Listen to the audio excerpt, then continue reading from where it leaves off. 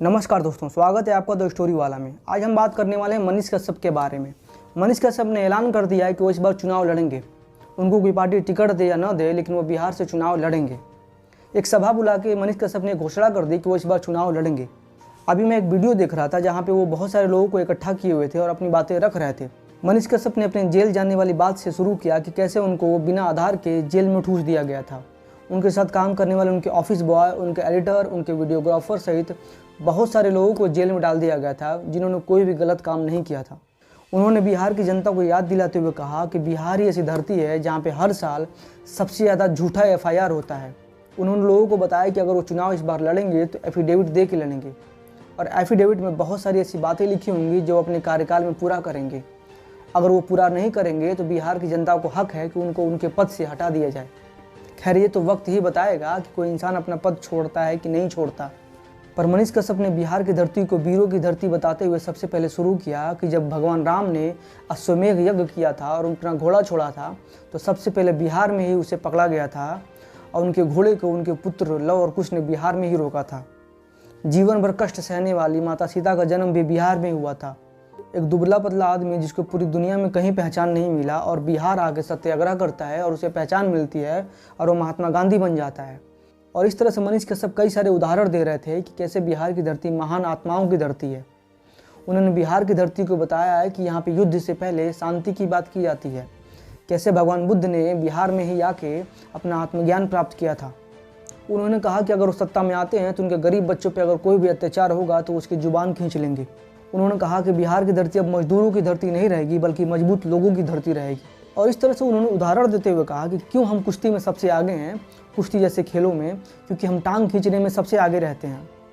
खैर, इस बातों का कोई तुक नहीं बनता, लेकिन मेरा ये मानना है कि मनीष कश्यप के कहने का मतलब कुछ और था। मनीष कश्यप बार बार बिहार की धरती को महान बता रहे थे और बता रहे थे कि हर साल सबसे ज़्यादा IAS PCS अधिकारी जो हैं बिहार से निकलते हैं। हर साल सबसे ज़्यादा इंजीनियर्स और डॉक्टर्स बिहार से निकलते हैं। खैर, इंजीनियर्स और डॉक्टर्स का डेटा मेरे पास नहीं है, पर IAS की बात उनकी सही थी। उन्होंने बताया कि कैसे जो बिहार है 1963 में सबसे विकसित राज्य हुआ करता था। फोर्ड फाउंडेशन ने एक रिपोर्ट तैयार की थी जिसमें उसने बताया था कि उस समय बिहार सबसे विकसित राज्य था। तो कैसे 1963 का विकसित राज्य 2024 में सबसे गरीब राज्य हो गया। मनीष कश्यप ने बिहार के नेताओं को लताड़ते हुए कहा कि कैसे बिहार के नेता भ्रष्टाचार में लिप्त रहते हैं और यहाँ के लोगों को, यहाँ के युवाओं को शराब तस्करी और गलत कामों में छोड़ देते हैं करने के लिए। फिर मनीष कश्यप ने जयप्रकाश नारायण का नाम लेते हुए कहा कि जयप्रकाश नारायण ने पूरे देश में क्रांति ला दी थी। एक अकेले बिहार के इंसान ने पूरी सरकार को हिला दिया था, जिसकी वजह से इंदिरा गांधी को अपनी गद्दी छोड़नी पड़ी थी। उन्होंने अपने और जयप्रकाश नारायण के बीच में तुलना करते हुए बताया कि कैसे उन दोनों में बहुत सारी समानता है। जयप्रकाश नारायण को भी इंदिरा गांधी ने 9 महीने के लिए जेल में डाला था और बिहार सरकार ने मनीष कश्यप को भी 9 महीने के लिए जेल में डाला था। जयप्रकाश नारायण का घर भी खपड़े का है और मनीष कश्यप का घर भी खपड़े का है। मनीष कश्यप ऐसा कह रहे थे। मनीष कश्यप ने कहा कि जयप्रकाश नारायण का गांव भी 3 नदियों से घिरा है और इनका भी गांव 3 नदियों से घिरा है। जयप्रकाश नारायण ने पूरे देश में क्रांति लाई थी और मनीष कश्यप भी बिहार में छोटी मोटी क्रांति लाके रहेंगे। खैर, ये तो वक्त ही बताएगा कि बिहार की जनता मनीष कश्यप को चुनती है कि नहीं चुनती है, और अगर चुनती है तो मनीष कश्यप अपने वादों के अनुसार सारा काम करते हैं कि नहीं करते हैं। लेकिन इतना तो तय है कि आने वाले समय में बिहार की राजनीति की परिस्थिति बदलने वाली है, सारा दृश्य बदलने वाला है। अब देखते हैं कोई पार्टी मनीष कश्यप को टिकट देती है कि नहीं देती है।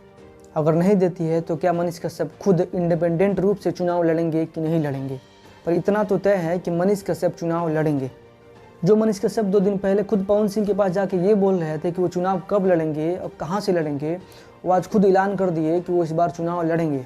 खैर, जैसे जैसे खबरें निकल के आएंगी मनीष कश्यप और बिहार के बारे में या फिर देश के किसी भी कोने के बारे में, तो मैं आपसे साझा करता रहूँगा। बाकी अगर आपको ये वीडियो अच्छा लगा हो, इन्फॉर्मेटिव लगा हो, तो अपने दोस्तों से, अपने सारे रिश्तेदारों से और जिससे मन करे उसको आप शेयर कर सकते हैं। धन्यवाद।